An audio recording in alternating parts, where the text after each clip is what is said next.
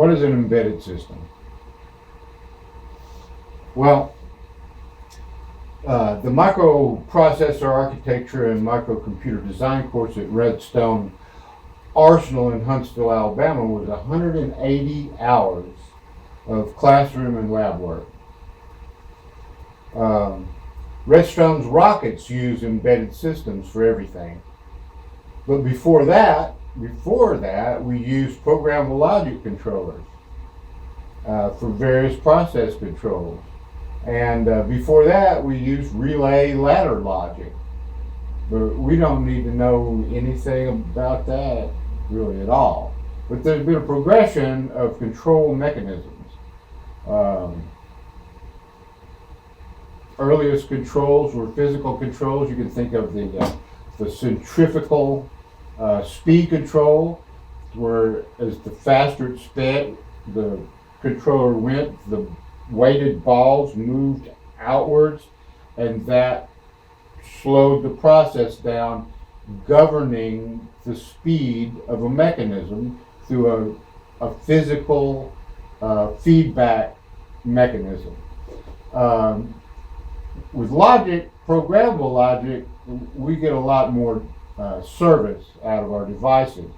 We don't have to completely rebuild a device to change its function. We can just reprogram it.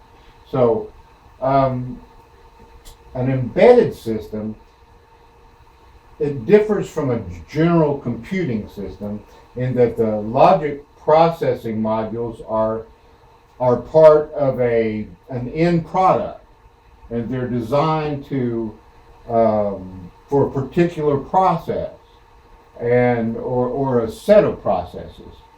So an embedded system, the form of it follows its function.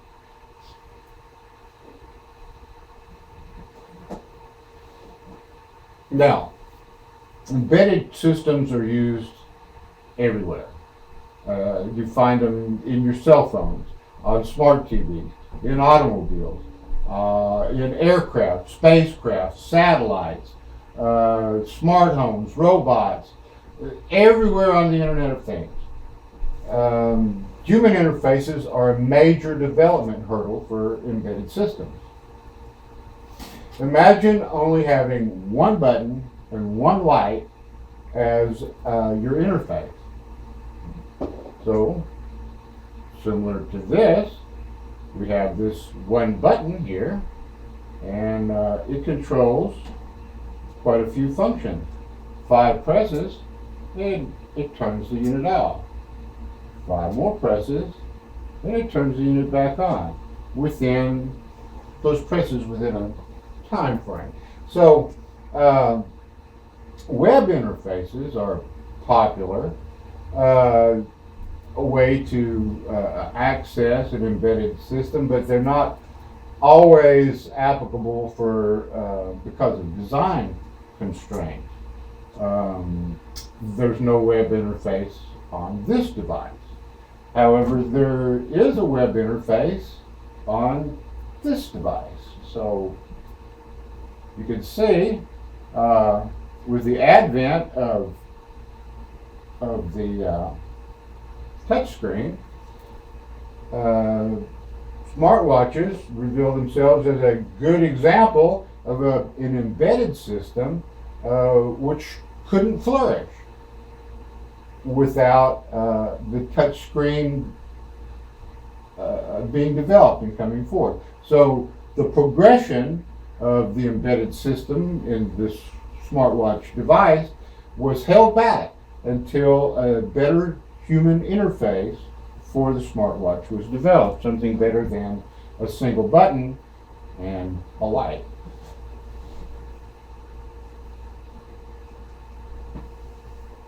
So, let's talk about the Raspberry Pi as an embedded system. So, the Raspberry Pi is a general purpose Linux computer. The Model 4 that we get has everything you need to plug in a keyboard, a monitor, and a mouse, and it'll present a Raspbian desktop, a GUI interface, and you can access the internet, download applications, run word processors, things of that nature. Anything that you can get open source that runs on this Linux kernel, then you can run it and use it as a general computing device. Because the Raspberry Pi has so much complexity, because it has all of these different I/O ports, the Ethernet connectors and USB connectors and HDMI connectors and things of this nature, its purpose is limited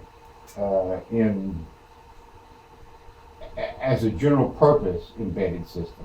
It's just too much stuff there. You don't need it for most embedded applications. Now, the Raspberry Pi bootloader license is not valid for commercial use. The Raspberry Pi is an educational tool. That's what it was designed for. And it's useful for small scale projects. If you want to do a one-off, if you want to make your own smart home, if you want to make your own robot, a Raspberry Pi is a good device to get started with on your personal product. It's good for proof of concept, for instance. So this class is going to explore programming the Raspberry Pi via a secure shell, a SSH, and we're going to program at the hello world level, right? So we're not gonna be developing any keyboard scanners. If we're lucky, we will get to write a network stack, a secure network stack. Otherwise, it's going to be more on the order of I press the button and that light blinks. So if we can get to just accessing the GPIO, I think we'll have done a good job for this semester. Then you can use this web link here, exploringraspberrypirpi.com, and that's the whole book is on the internet, and a lot more resources are located there. We're going to explore first the general computing nature of the Pi by attaching a keyboard, a mouse, and a monitor to use the Raspbian, and that's Raspbian desktop is derived from the Debian desktop, GUI desktop, and we're going to then explore after we boot up our Raspberry Pis and have some experience looking at the unit as a general purpose Linux computer. Then we're going to explore programming the Pi using a secure shell via an Ethernet connection. Now, let's take a first look at the Pi.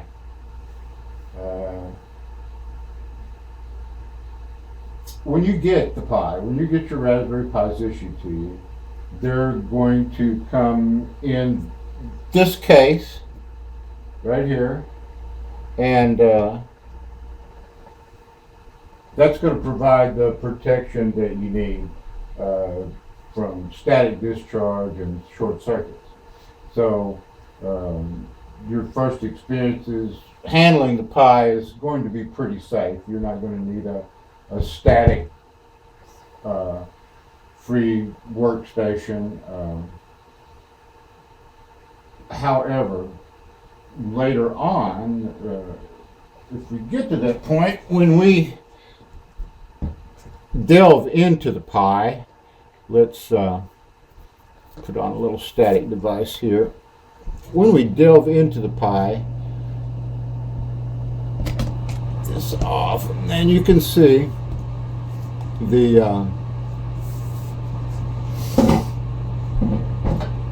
the Pi itself, let's see if we can zoom in on that a little bit. All right.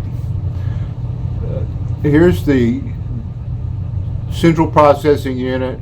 This is the GPIO header. If we look at the Pi here, we'll see that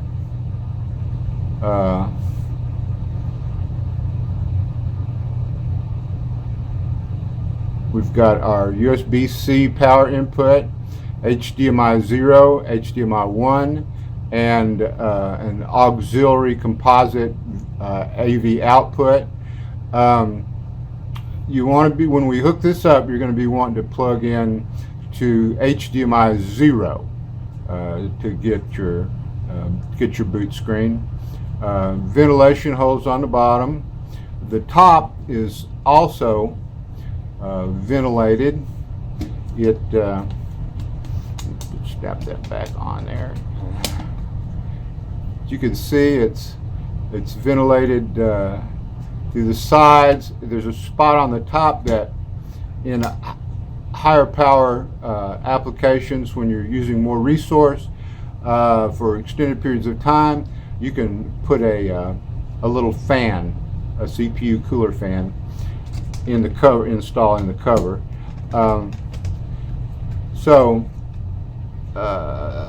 There's the IOs and more IOs here.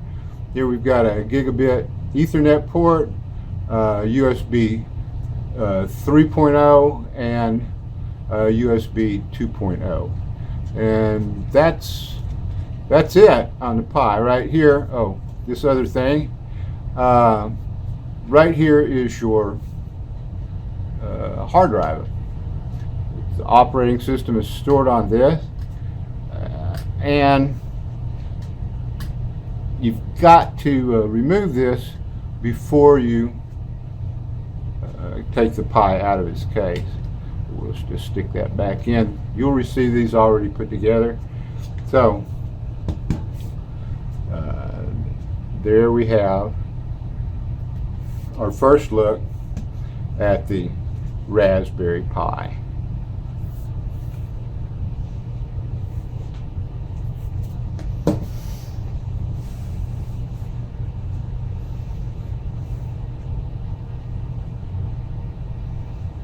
And that concludes this presentation. The next presentation we're going to pick up at that point. We're going to go ahead and establish our power, our keyboard, and our monitor connections, and boot this baby up. So that's it for this lesson. And I hope you've enjoyed it. I hope you gathered something from it. And I look forward to seeing you again in the next presentation. Thank you. Have a nice day. Goodbye.